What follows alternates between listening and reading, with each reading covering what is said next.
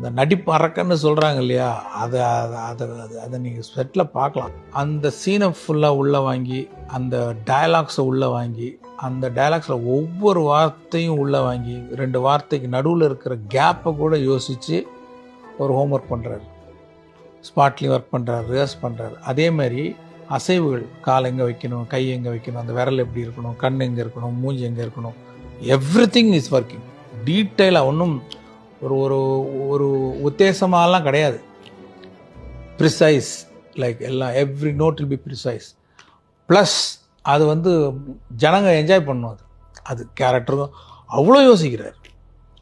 வச்சுட்டு ஒர்க் பண்ணி அவருக்கு எல்லாம் திருப்தியாக வர வரைக்கும் ஆக மாட்டார். Sir sir sir one more போயிடலாம் சார், அப்படி அப்படி ஒன்று அடிச்சிடலாம் சார்.